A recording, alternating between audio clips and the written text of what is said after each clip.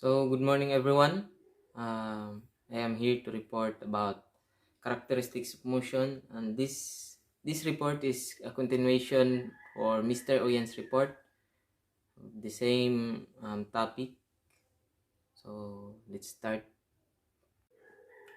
So, characteristics of motion, a continuation. Can a motion be amended? Since the purpose of amendment is to modify or alter a motion, it stands for the reason that only such motions are variable in a form or capable of modification can be amended. So it is clear that only such motions that are variable in a form or capable of modification can be amended. But in the other hand, motion to adjourn cannot be amended because there is nothing modifiable in the proposition. So there is 5 proportions to amend a motion. First is to fix time to which to adjourn, duration, effectivity, and place of adjournment, which is suit for the first proposition to amend the motion. The second is to postpone definitely. To postpone definitely is duration of postponement and kind of order to be created by the postponement. Third will be to modify the limits of debate, time element, and manner of limiting or extending debate. So, where to start and where to end a debate. Next is to take a recess. To take a recess um, is to where to stop or have a break time in such meeting, or to have time in such meeting. To refer to committee, for the kind of committee, its composition and instruction to be given. So what kind of committee,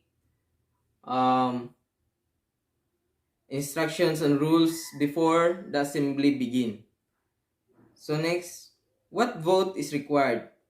Subject to the rules of each organization, all motions generally require a majority vote for their adoption. So it is clear that majority of vote for their adoption. So what is a majority vote? 2/3 of all members who attends the meeting. Why 2/3? A 2/3 vote is required to create a special order because it can interrupt any other businesses before the assembly begins. So that's why it requires 2/3 of all members present in the meeting or in the assembly. 5 bases that require 2/3 vote. The um first two uh, first two bases to require 2/3 of a vote is to call for previous question and to modify the limits of debate. These two um um these two are both intended to restrict the right of debate to where to start. It restricts where to start and where to end, what topic should be debatable, and what motion should be debatable, or um, when is the right time for a debate. So just like I said earlier, uh, the right time to start and the right time to end a debate. So third is to suspend the rules. To suspend the rules is it involves deviation from the rules uh, of such organization. So fourth is to object the consideration of a question. this motion transgresses the fundamental right of the member to bring before the assembly any proposal for its consideration. So lastly, to amend adopted constitutions, bylaws, rules of order, and standing rules. It is based on the principle that since these bodies of rules have already been adopted by the organization, their subsequent alteration would set aside the general will. So that are the bases that require a 2/3 of the vote.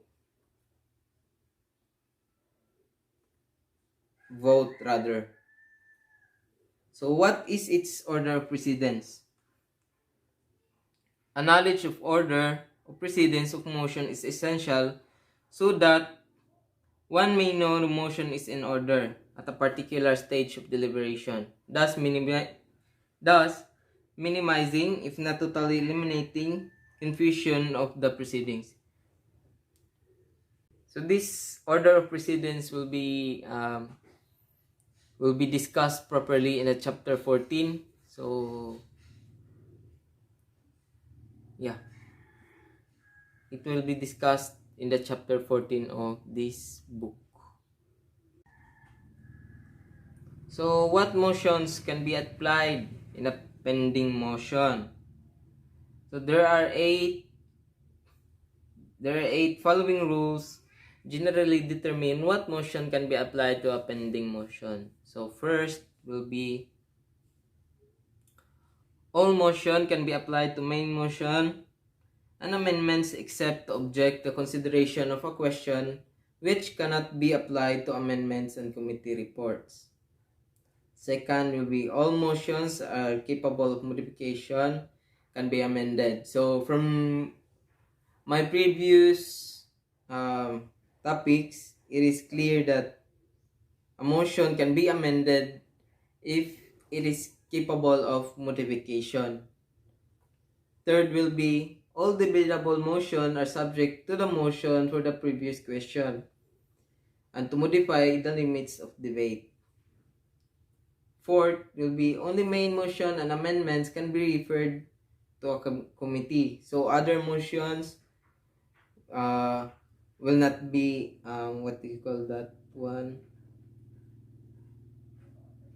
will not be tackled by the committee head. So fifth will be only main motion can be postponed. Sixth, the motion to object to the consideration for a question can be applied only to main motion. Seventh, every decision of the chairman can be appealed from. So every decision of the chairman can be debatable, or it will be debatable. So 8, every motion can be withdrawn. So it is clearly that a motion can be amended if it is a main topic from the assembly. So that's how motions can be applied to a pending motion before the assembly starts. So next will be, to what motion can it apply? There are five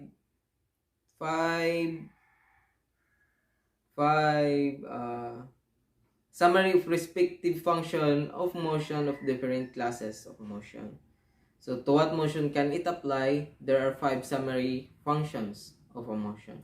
So first will be main motion purpose, subject for consideration of the assembly. This first summary function of motion is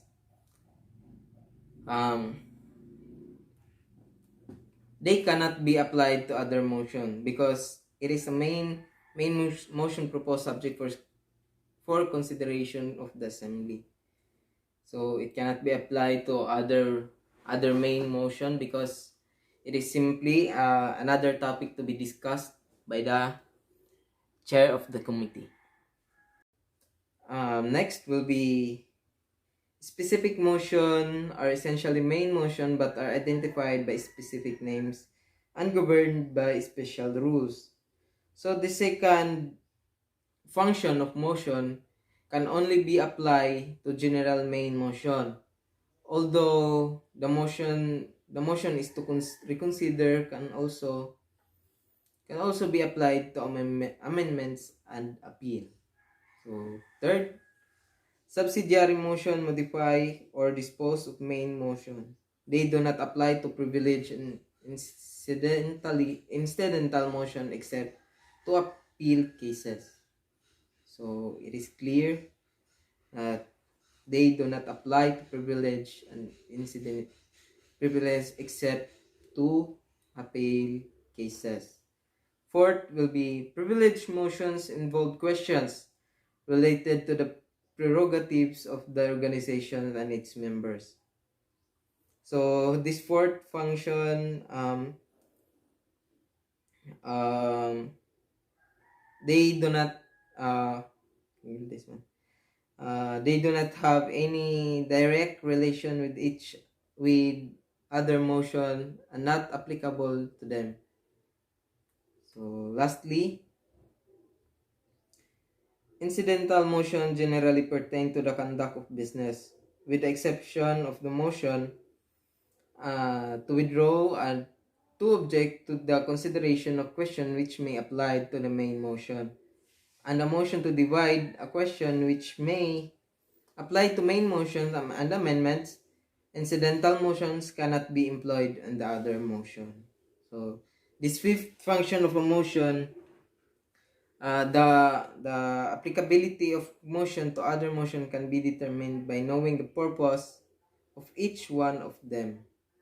So that will be the functions of motion for that man. Yeah. Can the motion be renewed? Once a motion is declared lost, it cannot be renewed at the same meeting unless there has been a substantial change in the parliamentary situation. That is the occurrence of any change in the business that would create a new situation, thereby probable cause for assembly to adopt a different stand on the question sought to be renewed. So it is clear that if a motion declared lost, it cannot be renewed at the same meeting because it is another topic to be tackled and the committee cannot afford to go back from the topic that has been forgotten or that has been lost. So some motions cannot be renewed at all at the same meeting because once defeated, the possibility of assembly changing its mind to the question would be remote. What do you call this one? It would be remote even after a change in the parliamentary situation. So that ends. So that ends of my report. I hope you learned something from it, and thank you so much.